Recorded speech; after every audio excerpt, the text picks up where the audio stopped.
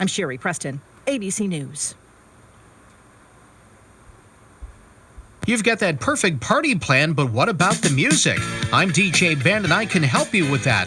I've been providing music up and down the Central Coast at backyard parties, weddings, quinceañeras, and other events. Everything from dance and disco, country, 80s, 90s, current top 40, and more. And it's not too early to start booking for that holiday party. Call or text me today, DJ Ben, at 805-720-8519, 805-720-8519.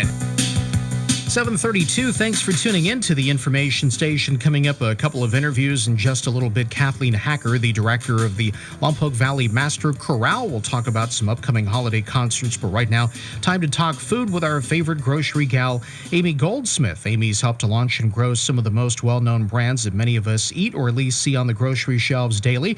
You can follow her and her antics on Instagram at The Grocery Gal, where she reviews new products and gives us a glimpse into her crazy life as a food finder. Well, good morning once again, Amy. Good morning, Ben. How was your Thanksgiving, by the way?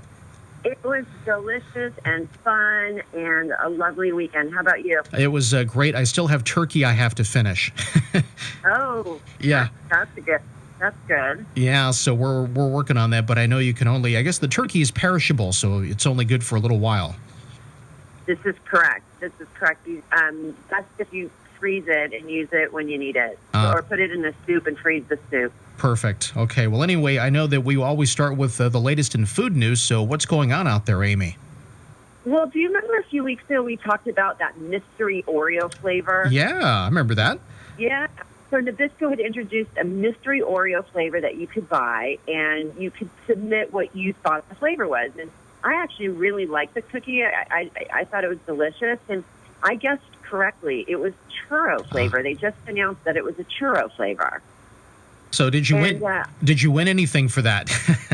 Well, no. I mean, I did submit my answer, and I was, should have won the $50,000, but I didn't. I certainly have some bragging rights, at least in my own home. But it's good. It's a little sweet, but it's good. But I can recommend it. But that will be on store shelves in limited edition. So look for your churro flavor Oreo if you like to try the different Oreo flavors for fun. Perfect. And also, we have about, 3 weeks until Christmas, but I wanted to let our listeners know that Applebee's is offering, throughout the month of December, a $1 which is a $1 pomegranate margarita that you can get for $1 throughout the month of December, I guess to take the shopping edge off, right? That's right, yeah. Yeah, so it's a blend of tequila and triple sec lime juice, pomegranate, all the good stuff served over ice. So if you typically ordered flavored margaritas when you go to eat, they're kind of expensive. So this cheap margarita is a pretty nice and welcome surprise. So it's a great deal. It sounds pretty sweet, though. Yeah. I mean, when you start using syrups in drinks, it takes it to the whole sweet level. But what's really interesting is I just read a new report from a company called Innova Market Insights that says salty is actually sort of the new sweet, and that snacking on salty foods has become routine for about 46% of consumers during the afternoon. So a mid-afternoon snack isn't necessarily sweet anymore. It's turning salty. And in the evening as well, about 37% say that they're turning to salty in the evening. And what I thought was really interesting is when they say why, they were saying that it was to treat themselves or reward themselves. So I find that interesting, that salty as a reward, when typically we would reserve that for sweet, right? I'm going to have a cookie as a treat as a sweet, reward. So I think that's really interesting. Yeah, but salt can be dangerous, though. Is that true? Well, look, if you eat too much salt, the extra water that's stored in your body raises your blood pressure. So the more salt that you eat, the higher your blood pressure, and the higher your blood pressure, the greater the strain on your heart, arteries, kidneys, and brain. And this can lead to heart attack, strokes, dementia, kidney disease. So you do want to watch your salt intake. All right, we're speaking to Grocery Gal Amy Goldsmith. So, Amy, is there maybe a recommendation in terms of how much salt you can have per day? Well, so let's not forget that salt is an essential mineral for the proper functioning of the human body.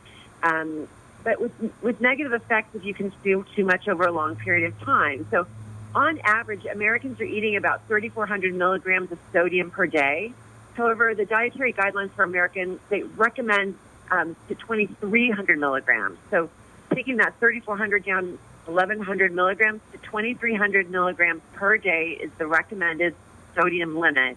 And that's about equal to 1 teaspoon of salt. 2,300 milligrams is about 1 teaspoon of salt. So a teaspoon of salt when you're cooking, let's say something like a Thanksgiving meal or a holiday meal, isn't very much. But if we're just eating it, on a day-to-day basis through sandwiches and dinners and regular food, we need to be careful of how much we're eating on a regular basis. Yeah, and I guess, Amy, the question arises, why so much salt in prepared foods? Right. I mean, that's a great question. Look, commercial food makers, like the ones that I work with, use more salt than we would typically use at home.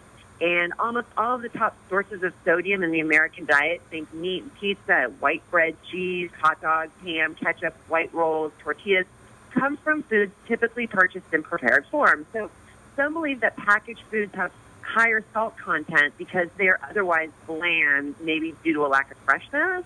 I mean, I guess that's possible, but there's not really a whole bunch of evidence that salt-free processed foods would otherwise be flavorless. And besides, restaurants that use fresh foods also salt their foods a lot more than we do at home.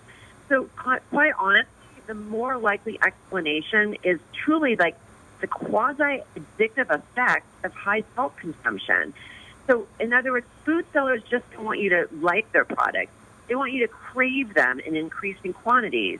So the more salt a person eats, the more salt a person wants. And there are studies that show that.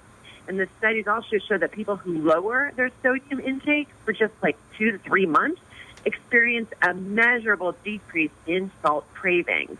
So you know what I'm going to say to you, Ben. Read the labels. Read the labels, yes. So check for sodium amounts and keep track if you feel like you're eating too much. Look at the amount you're using while cooking, and that can be replaced with seasoning, not salt, but like garlic or pepper. Also, remove the salt from the table so you can't extra salt your food. I mean, I think we've all been with people, or might even be that person who just immediately just picks up the salt shaker and starts dumping it on their food without even tasting it first. So don't even put it on the table. And instead, maybe use pepper. I mean, it's a seasoning, so it's not good or bad for you. Or use Mrs. Dash, which is a salt-free seasoning if you feel like you need to get that shake, on and shake something on your food out of habit. Of course, ideally, really when you're in the grocery store, shop the perimeter of the store. That's the freshest part. The aisles in the middle are all processed, and that's where the sodium is. And you want to buy fewer items from there. All right, sounds good. I guess the other thing somebody told me, too, was that soups, the soups that you buy in the store, in the cans have a lot of salt in them. Major. And frozen, food meals, major salt.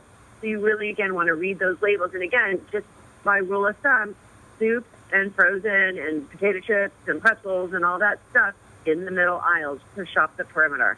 All right, there you go. Well, hopefully we learned something about salt in our intake and what we need to be doing there. But again, you can follow our Grocery Gal Amy Goldsmith and follow her and her antics on Instagram at The Grocery Gal, where she reviews new products and gives us a glimpse into her crazy life as a food finder. Of course, reminding us to read the labels. Amy, we'll see you next time. Thank you. Thanks, Ben. Have a great day. All right, 7:40. Don't forget birthdays and anniversary wishes. 928-1440. Here is my number. This portion of the news brought to you by Community Bank of Santa Maria. With dozens of marching bands, hundreds of floats, and of course, Santa Claus, the annual Santa Maria Christmas Parade of Lights is a cherished local tradition. Hello, this is Janet Silvera, President and CEO of your Community Bank of Santa Maria. We not only enter a float, but some of our employees and their families are involved in organizing and participating in the parade every year. You see, at